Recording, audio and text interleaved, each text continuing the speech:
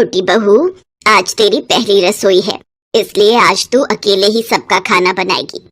जा बड़ी बहू, उसे रसोई में सब सामान बता दे क्या कहाँ रखा है। जी माँ जी। किचन में ले जाकर निशा अपनी देवरानी डिम्पल को सब समझा देती है कि क्या सामान कहाँ रखा है। अच्छा डिम्पल, अब मैं बाहर का काम निपटा लेती हूँ, तब तक तुम किचन संभालो और किसी भी मदद की जरूरत हो तो मुझे बता देना, ठीक है?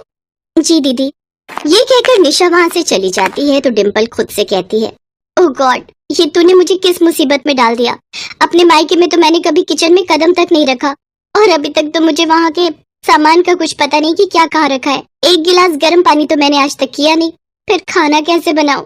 अगर मेरे ससुराल में सबको पता चल गया कि मुझे खाना बनाना नहीं आता तो मेरा फिर क्या होगा?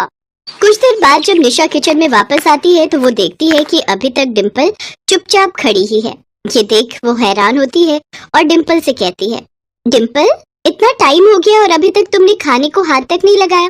कुछ ही देर में सब खाने के लिए आ जाएंगे। क्या हुआ? कोई परेशानी है क्या या फिर कुछ समझ में नहीं आ रहा? जो भी बात है मुझसे कहो, मैं तुम्हारी हेल्प करूंगी। दीदी प्लीज, आप किसी से कुछ नहीं कहना, लेकिन सच कहूँ तो मुझे खाना बनाना नहीं आता। आज मेरा पहला दिन है और पहले दिन ही इतनी बड़ी जिम्मेदारी मिल गई। अगर सबको पता चल गया तो मेरा क्या होगा? क्या तुम्हें खाना बनाने नहीं आता? तो ये बात तुमने पहले क्यों नहीं कही? अच्छा चलो, मैं खाना बना देती हूँ, तुम बस साथ में हेल्प के लिए खड़ी रहो। किसी को कुछ भी पता नहीं चलेगा। निशा सबके लिए खाना बनाकर तैयार कर देती है और अपनी देवरानी की हेल्प करती है। फिर दोनों सबको खाना परोसती हैं। वाह बहू, तुम्हारे हाथों में भी बिल्कुल बड़ी बहू के हाथों जैसा ही स्वाद है। हमारी निशा बहू भी बिल्कुल ऐसा ही स्वादिष्ट खाना बनाती है। अब तो कभी निशा खाना बनाएगी भी ना तो हमें पता ही नहीं चलेगा कि आखिर खाना बनाया किसने है। बिल्कुल सही कहा माँ। डिम्पल, ये लो तुम्हारा शगुन, खुश रहो। थैंक यू भैया। डिम्पल किचन में जाकर अपनी जेठानी के गले लग जाती है और उसे धन्यवाद देती है। ऐसे ही कुछ दिन बीत जाते हैं, लेकिन अभी भी निशा ही सबके लिए खाना बनाती थी। लेकिन सभी यही सोचते थे कि खाना डिम्पल ही बनाती है। एक रोज उनकी सास अपनी बड़ी बहू निशा से कहती है, बड़ी बहू, मैं देख रही हूँ जब से डिम्पल आई है तू तो महारानी ही बनती जा रही है। वो बेचारी घर का काम काज भी करे और खाना भी बनाए, और एक तू है जो बस गप्पे ही मारती रहती है। अरे थोड़ी बहुत अपनी सास की सेवा भी कर लिया कर। माँ जी, आप मुझे बताइए आपको क्या चाहिए? अरे तू चुप रह छोटी बहू, तू वैसे भी सारा काम करके थक जाती होगी। बड़ी बहू, तू चल मेरे साथ और मेरे सर की थोड़ी मालिश कर दे। जी सासू माँ। डिम्पल, कुछ देर में गैस बंद कर देना, खाना पक जाएगा। अरे तू तो उसे ऐसे बता रही है जैसे उसे खाना बनाना आता ही ना हो।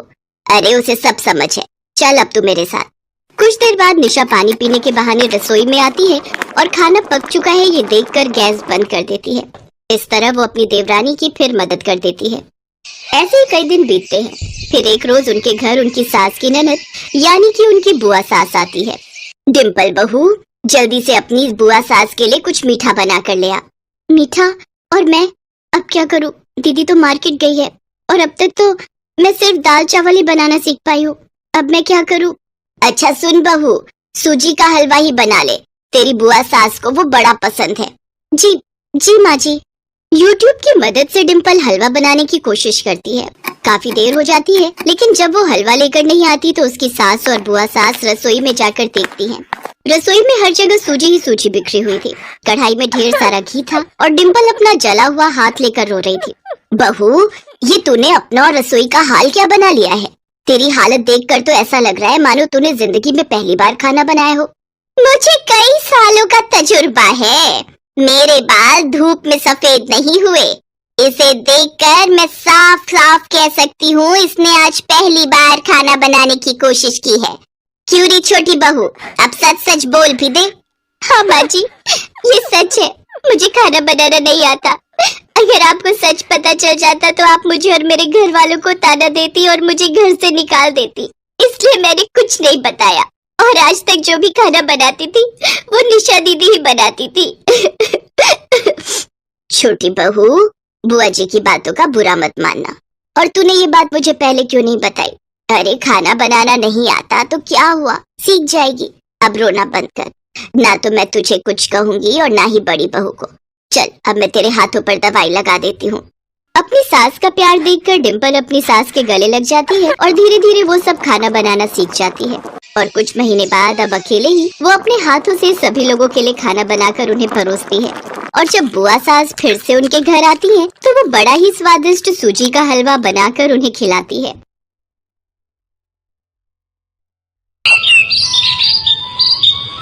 माँ सुनो ना। हाँ बोल बेटा, क्या हुआ? आज ना मेरे सारे दोस्त पार्टी करने जा रहे हैं, मैं भी उनके साथ जाना चाहती हूँ, तो मुझे थोड़े पैसे दे दो ना। अच्छा रुक, अभी ये ले। ये क्या माँ, बस 100 रुपए? इनमें क्या होगा? माँ मैं किसी मेले में नहीं जा रही हूँ, एक बढ़िया से रेस्टोरेंट में पार्टी कर रहे हैं हम सब। इतने पैसे तो वहाँ का वेटर टिप में ले जाता है। पायल तुझे पता है कि इन 100 रुपयों को कमाने के लिए तेरे पापा को कितनी मेहनत करनी पड़ती है। बेटा हमें उतना ही खर्च करना चाहिए जितनी हमारी चादर हो। मुझे पता था कि तुम यही सब नाटक करोगी, पर मुझे तुम्हारा लेक्चर सुनने में कोई इंटरेस्ट नहीं है। तुम रहने दो माँ। ऐसा करो तुम ना ये 100 रुपए भी अपने पास रखो, मुझे नहीं चाहिए। और ऐसा करती हूँ अब से मैं कॉलेज भी पैदल ही जाया करूंगी, उससे ऑटो के 30 रुपए भी बच जाएंगे। पापा को 30 रुपए भी कमाने में मेहनत लगती होगी ना। ये क्या बात हुई पायल, ये तो सरासर बदतमीजी है। ज्योति अपनी बात पूरी कर पाती उससे पहले ही पायल पैर पटकते हुए वहाँ से चली गई। ये कहानी इसी लड़की पायल और उसकी माँ ज्योति की है। ज्योति के पति का नाम अजय था और उन दोनों की इकलौती बेटी थी पायल। अजय एक कार मैकेनिक था। ज्योति और अजय में अच्छी बनती थी, लेकिन इनकी बेटी पायल, उसके मिजाज जरा अलग थे। उस दिन अपनी माँ से नाराज होकर जब वो अपने कॉलेज पैदल ही जाने लगी, तभी रास्ते में उसके पास एक बड़ी सी गाड़ी आकर रुकी। ओह हाय पायल, कैसी हो? सॉरी, मैंने आपको पहचाना नहीं। अरे मैं तुम्हारा सीनियर विकास, बीएससी फाइनल ईयर। हम मिले थे ना उस दिन कॉलेज लैब में। ओह हाँ, अब याद आया। हाय, मैं अच्छी हूँ। What about you? I am too good. तुम कॉलेज ही जा रही हो ना? हाँ। आ जाओ, मैं भी कॉलेज ही जा रहा हूँ। I will drop you. It's okay, I can manage. अरे घबराओ मत, आ जाओ, मेरे साथ तुम्हें कोई खतरा नहीं है। काफी देर से धूप में पैदल चलकर थक चुकी पायल मना नहीं कर सकी और विकास के साथ उसकी कार में बैठ गई। और फिर ओह नाइस कार। थैंक्स, पिछले महीने ही ली है। वाह, उसका इंटीरियर कितना कूल है और कितने सारे फीचर्स हैं इसमें तो। म्यूजिक तो और भी औसम है, सुनना चाहोगी? हाँ क्यों नहीं। विकास ने गाड़ी में म्यूजिक ऑन किया जिसमें पायल खो गई। वो पहली बार इतनी महंगी कार में बैठी थी। वो मन ही मन सोचने लगी कि अमीरी में कितना मजा है। साथ ही वो अपनी किस्मत को भी कोस रही थी। जब तक पायल ये बातें सोच रही थी तब तक कॉलेज आ गया। आप ना मुझे यहीं बाहर छोड़ दीजिए। क्यों, क्या हुआ? अंदर चलते हैं ना। विकास कार को कॉलेज के अंदर ले गया और फिर पार्किंग में जब विकास के साथ पायल कार से उतरी तो वहाँ खड़े लड़के पायल को देखकर बोले, विकास भाई के तो मजे हैं यार।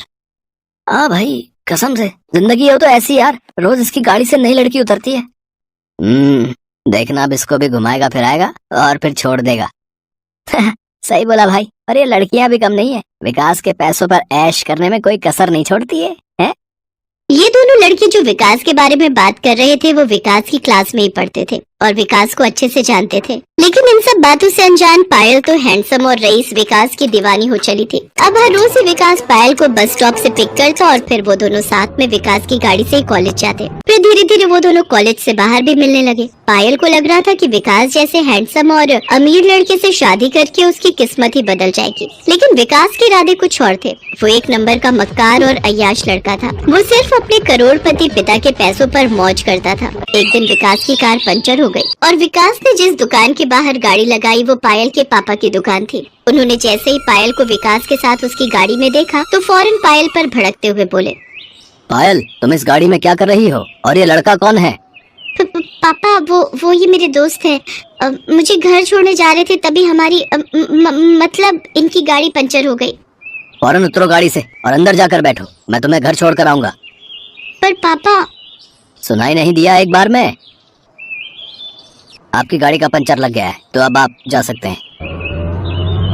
इसके बाद अजय अपने स्कूटर पर पायल को लेकर घर पहुंचे और फिर ज्योति को सारी बात बताई। पायल सच सच बता, क्या चल रहा है ये सब? आप लोगों को ना बस तिल का ताड़ बनाना ही आता है। वो मेरे सीनियर हैं जिनके सामने पापा ने मेरी इज्जत की वाट लगा दी। पता नहीं क्या सोच रहे होंगे वो मेरे बारे में। काश उन्हें पता ही नहीं चलता कि मैं एक पंचर बनाने वाले की बेटी हूँ। पता नहीं ये सब जानने के बाद वो मुझसे बात भी करेंगे या नहीं। पायल तुम उस लड़के के बारे में कुछ नहीं जानती। वो आए दिन आता है मेरे पास अपनी गाड़ी सुधरवाने, आए दिन शराब के नशे में अपनी गाड़ी ठोकता फिरता है और तो और हर बार उसकी गाड़ी से एक अलग लड़की उतरती है। हाँ तो क्या हुआ, वो अमीर है, स्टाइलिश है तो उसके दोस्त तो होंगी ना। पायल, तुम उस अय्याश और फरेबी के लिए हमसे बहस कर रही हो? पापा, हर पैसे वाला अय्याश नहीं होता। विकास ऐसे नहीं है। मैं उनसे बहुत प्यार करती हूँ और मुझे पूरा विश्वास है कि उनके दिल में भी मेरे लिए ऐसी ही फीलिंग है। आपको पता है इस दुनिया में अच्छे लड़के कितनी मुश्किल से मिलते हैं। वो इतने पैसे वाले हैं कि उनसे शादी करके मेरी जिंदगी सुधर सकती है, और मेरी ही क्यों? उनके पास इतनी दौलत है कि उनकी बीवी बनने के बाद मैं आपको भी इस नर्क से निकाल सकती हूँ। सही कहा तूने, इस दुनिया में अच्छे लड़के बड़ी मुश्किल से मिलते हैं। हाँ, और ये भी सच है कि हर पैसे वाला अय्याश और फरेबी नहीं होता। कुछ लोग सच्चे प्यार के लिए अपना घर बार, पैसे, दौलत सब कुछ छोड़ देते हैं। ऐसा प्यार और ऐसी जिंदगी किस काम की जिसमें पैसा और ऐशो आराम ना हो? मैंने बचपन से गरीबी देखी है। ये मत करो, वहाँ मत जाओ क्योंकि पैसे नहीं है। उफ, अब बस, मैं अब और ये नरक जैसी जिंदगी नहीं जी सकती। चुप हो जा पायल, तू जिसे नरक बता रही है वो मेरे लिए स्वर्ग से भी बढ़कर है, समझी? तो आपको ही मुबारक हो ये स्वर्ग। मेरे लिए तो ऐसे जीने से बेहतर है मर जाना। और मम्मी, आप तो बस रहने दो। आप क्या जानो कि आखिर पैसे की ताकत क्या होती है। आप खुद तो गरीबी में ही पैदा हुई, गरीब से ही शादी की और अब गरीबी में ही मर जाना चाहती हो। पायल की ये बदतमीजी उसके पापा अजय से बर्दाश्त नहीं हुई और उन्होंने आगे बढ़कर पायल के गाल पर एक जोरदार तमाचा जड़ दिया और फिर उसे जबरदस्ती अपने साथ लेकर घर से बाहर गए। कुछ ही देर में उनका स्कूटर एक आलीशान बंगले के बाहर आकर रुका। पापा, ये कहाँ लेकर आए हैं मुझे और क्यों? तुझे दिखाने की तो अपनी जिस मम्मी को बेइज्जत कर रही थी कुछ देर पहले, आखिर उसकी असली औकात क्या है। अजय को देखते ही उस बंगले के बाहर खड़े गार्ड ने उसे सलाम किया। फिर अजय पायल को लेकर अंदर गया। वो बंगला बहुत ही बड़ा था और वहाँ लाइन से कई लग्जरी गाड़ियाँ खड़ी थी। तभी वहाँ एक रौबदार बुजुर्ग आए। अजय ने उनके पैर छुए और फिर, पिताजी, आपने सच ही कहा था। मैं आज वाकई अपनी गरीबी से हार गया और मुझे मेरी इस हार का एहसास कराने वाली मेरी खुद की बेटी है। आपने ठीक ही कहा था कि मैं चाहे जो कर लूं, लेकिन एक दिन हार मानकर आपकी चौखट पर जरूर आऊंगा। तो लीजिए, मैं आ गया पिताजी। पायल हैरानी से सब कुछ देख रही थी। दरअसल वो बुजुर्ग शख्स शहर के सबसे अमीर आदमी थे और उनका नाम सेठ वीरभद्र था। ज्योति उनकी इकलौती बेटी थी जो अपनी जवानी में अजय से प्यार कर बैठी थी। अजय शुरू से ही गरीब था, तो ज्योति और अजय की शादी के लिए सेठ वीरभद्र राजी नहीं हुए। तो अजय की खातिर ज्योति सब कुछ छोड़ने को तैयार हो गई और अजय से शादी करके उसकी गरीबी की हिस्सेदार बन गई। सेठ वीरभद्र को लगा था कि गरीबी से तंग आकर कुछ ही वक्त में ज्योति उनके पास वापस लौट आएगी, लेकिन ऐसा नहीं हुआ। ज्योति अपने पति के साथ बसाए अपने छोटे से संसार में सुखी थी। लेकिन अब इतने सालों बाद जब पायल की खातिर अजय हारता दिखा तो सेठ वीरभद्र ने उससे कहा, नहीं बेटा, हारे तुम नहीं बल्कि हारा तो मैं हूँ। मेरा घमंड चूर चूर हो चुका है। मैं ही अपनी बेटी की बात को समझ नहीं सका कि खुश रहने के लिए पैसों से ज्यादा अपनों का साथ जरूरी है। वो अपने जो हर हाल में आपको अपनाए, आपके हर सुख और दुख के हिस्सेदार बने। आज मैं बिल्कुल अकेला हूँ तो समझ में आता है कि वाकई कितना गरीब हूँ मैं। इतना कहकर सेठ वीरभद्र फूट फूट कर रोने लगे। अजय ने उन्हें संभाला और ये सब देखकर पायल की आंखें भी खुल गईं। उसे समझ आ गया था कि वो असल में एक अमीर माँ की गरीब बेटी थी जो अपनी ही माँ के संस्कारों को नहीं समझ सकी और अब तक सिर्फ पैसों के पीछे ही भाग रही थी, जिन्हें उसकी माँ ने सालों पहले अपने सच्चे प्यार के लिए ठुकरा दिया।